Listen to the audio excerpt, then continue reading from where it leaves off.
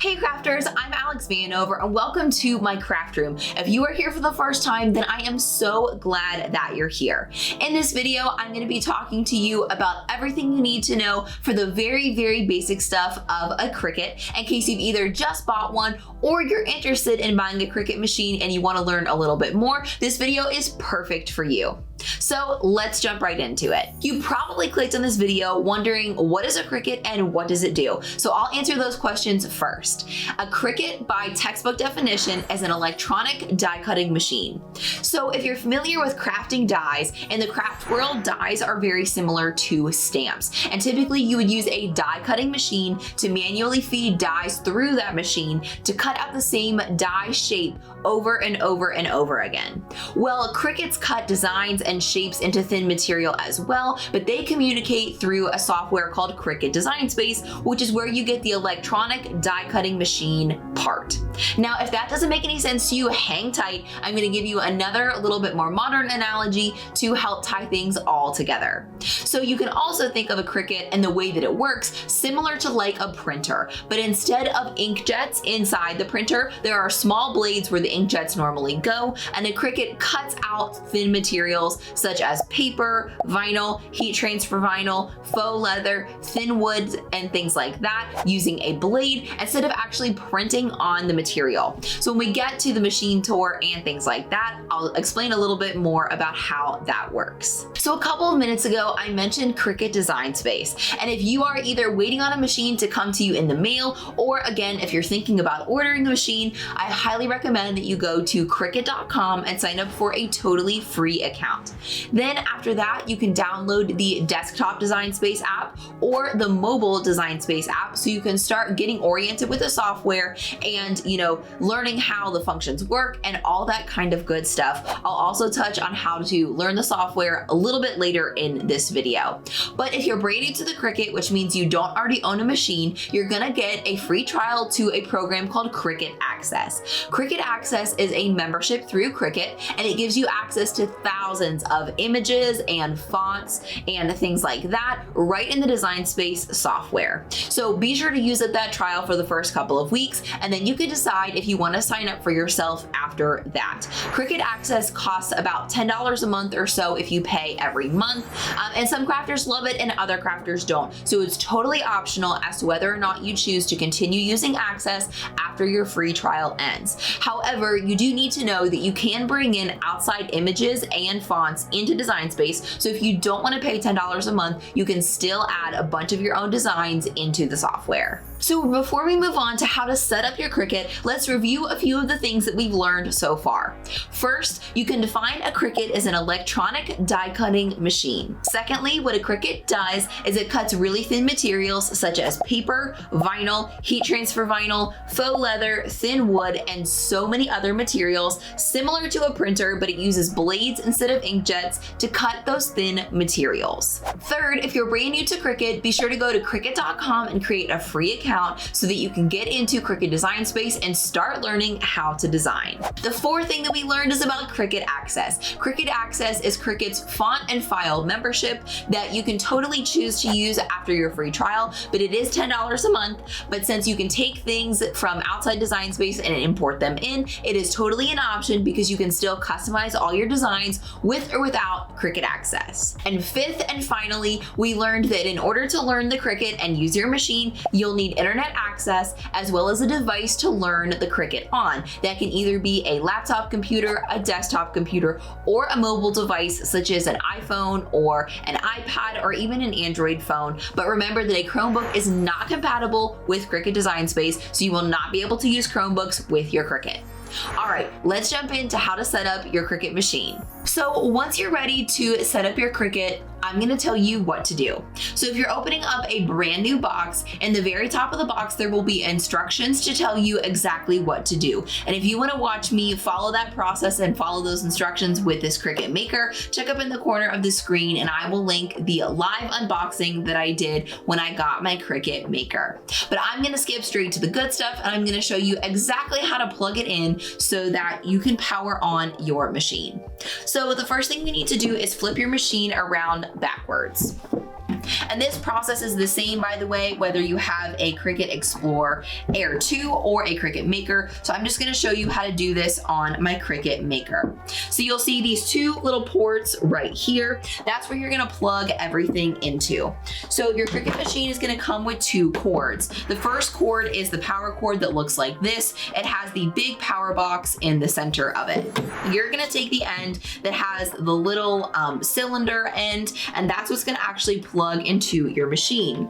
So you're gonna take that little round end and you're gonna plug that into the plug on your Cricut machine on the inside right here. And then of course you're gonna take the other end of the plug and plug it into an electrical plug in the wall.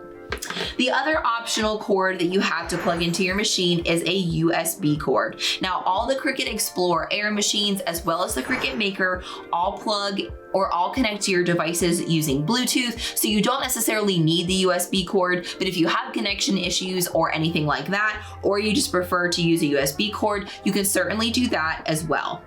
So you want to find the square end of the USB cord, and that's the side that you're going to plug into your machine. You want to have the Cricut C facing down when you plug it into your machine, just like this. So that's what that outer plug is for right here. And then if you decide you want to plug your machine into your computer using a USB port, you can use the USB end just like this. But I'm gonna remove my USB cord and show you guys how to turn it on. And then next, I'm gonna give you a tour of both the Cricut Maker and the Cricut Explore Air 2. So first I'll begin by giving you a tour of the Cricut Maker. So the Cricut Maker does have some machine accessory pockets on the outside of the machine. So you're welcome to store little tools or things like that in there. I tend to keep my rotary blade down in this little cubby so that I never lose track of it. In order to open up the Cricut Maker, all you're gonna do is lift the lid like this, and it's gonna open nice and slowly for you, just like that. And then you'll see all these different areas. So this little button that has a circle through it is the power button. So I'll go ahead and turn that on to show you what it's supposed to sound like.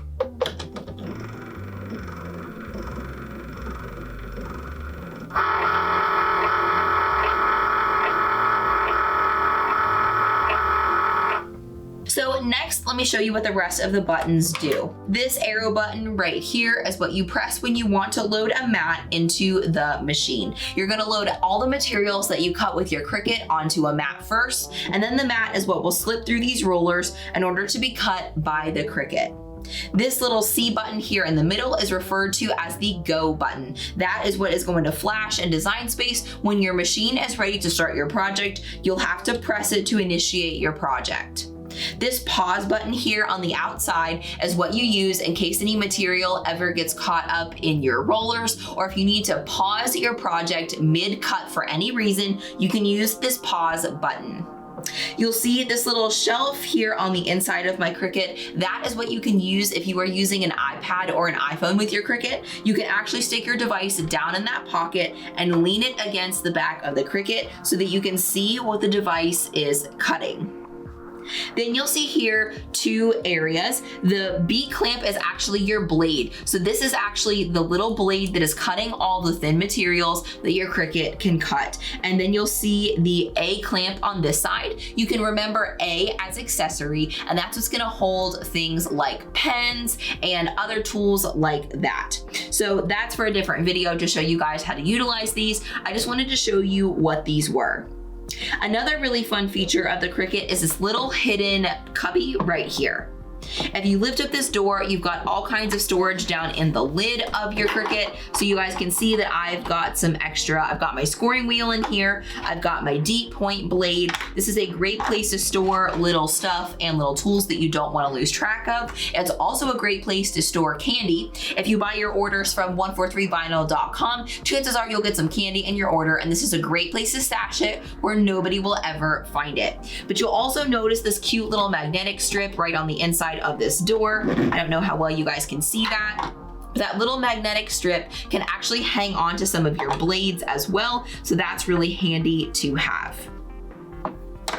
So that's the basics of the Cricut Maker. And next I'm gonna show you the basics of the Cricut Explore Air. This is the Cricut Explore Air model, and it works slightly different from the Cricut Maker. So I wanted to show you the differences between the two machines. Now, like I said, you'll notice that it says Cricut Explore Air, not Air 2, but basically these are the same machine. The Air 2 is just a little bit newer and it comes in some different colors, but all the concepts work exactly the same. So on the Cricut Explore Air, you'll notice that there is also a little cubby to store your tools if you'd like. So that's an optional place to store some stuff. You'll also see this little flap right here, and you can actually use Cricut cartridges with the Explore Air and Air 2 machines. If you don't know what a cartridge is, don't worry about it. That is for the older model Cricuts. They used to operate on cartridges, but you can actually utilize the physical cartridges in these machines. Then of course you have the open button. So that's what opens the flaps on the Cricut instead of just lifting it like you do on the Cricut Maker. And the inside is very, very similar. So you'll see the clamp B that holds the blade and the clamp A that holds accessories as well, even though the accessories and the blades that are made for the Cricut can be somewhat different depending on your project, but the fine point blade and the deep point blade are exactly the same. So those are interchangeable among the machines. You'll also notice that the Cricut Explore Air family has the same little pockets in here, and they're not quite as deep as they are in the Cricut Maker, but they are great for a little bit of secret storage. Now the buttons here are exactly the same as far as the power button is up at the top, and then there's a loading button, a Cricut Go button, and a pause button. But the main difference between the way that the Cricut Explore Airs work and the Cricut Maker is this dial right here. So this dial has all the basic functions that a Cricut may cut, and on the Cricut Explore Air and Air 2s, you just need to set the dial by turning it to the material that you want to cut. Whereas the Cricut Maker, you select all of the material settings actually in Cricut Design Space, so that is slightly different. So around the dial, you'll see options for paper, vinyl, iron on. Iron on is what Cricut calls heat transfer vinyl, or HTV, but those are the same thing. And typically with heat transfer vinyl, you're gonna cut it on the iron on setting. Light cardstock, bonded fabric, and poster board. And then you'll see this custom dial here to the side. So the Cricut Explore Air 2 can cut way more materials than what is on this dial. All you have to do is turn your dial over to custom, and then you'll be able to search in Cricut Design Space to see all the other amazing materials that the Cricut Explore Air family can cut. After you have your power cord and your USB cord plugged into your Cricut, the next step is to make the very first project. So if you bought a brand new Cricut straight out of the box, there will be all the materials and the instructions to complete your first project, which is usually a greeting card. So go try that and then come back to this video and I'll tell you what to do next. So now that you've learned how to power on your Cricut and you may have tried your first project, let's talk about the next steps you need to take in order to learn how to use your Cricut even better. So the first thing that I recommend that you do is spend some time learning Cricut Design Space. This software can be some of the most frustrating parts of learning the process when you're new, so mastering those skills from the beginning will be super helpful. So check up in the corner of the screen for my Cricut Design Space video playlist. You can click on that playlist and you can check out all those videos for free. There are tons of different resources for you. I have a full tour of Cricut Design Space, as well as several different videos on specific functions you can use in Design Space that I think will help you make you a pro in no time. But I will also link that playlist down in the video's description, so make sure to check that out in case you want to wait till the end of this video to go watch that playlist. And then after you've played around in Cricut Design Space and you feel like you've gotten the hang of that, the second thing I'd recommend that you do is check out my Cricut for Beginners playlist. So again, check up in the corner of the screen for Cricut for Beginners. I'll also link that down in the description for you guys so that it's super easy to find. But the Cricut for Beginners playlist is a great collection of videos that I've made for people who literally have just bought their Cricut just like you. So it's going to teach you things like when to use vinyl versus heat transfer vinyl, how to use vinyl, how to use heat transfer vinyl, and even things like how to use the pen function in your Cricut and how to get it to write, and so many other things. I'm constantly updating both of those playlists because I put out new videos all the time. So keep checking back even after you learn the basics for new videos and new information that I am putting out constantly. Then after you learn Cricut Design Space and after you learn the Cricut for Beginners playlist, be sure to try to follow along with those as much as you can because following along with the tutorials will really help you learn it really, really well. Then after that, I'm sure you'll have tons of inspiration. Be sure to search my channel, DIY Alex, as well as the rest of YouTube for any other tutorials that you want to learn on your Cricut because I'm sure there's information out there about them. But if you have more questions about the Cricut, please feel free to drop those in the comments for me. You can also find me on social media as DIY Alex Vanover. I would love to connect with you and get to know you and answer any of the beginner questions that you have. So please be sure to check me out on social media. And if you haven't already, please sign into YouTube using your free Google account. No, there's no payment necessary or anything, but if you want to subscribe, you can click right here to subscribe to the DIY Alex YouTube channel. Scroll down just a little bit and ring the bell right next to subscribe, and then select all notifications from the drop-down menu so that you never miss when I upload a new video, Fridays at 8 p.m. Eastern Time. I'm Alex Vanover, and I hope we can craft again soon.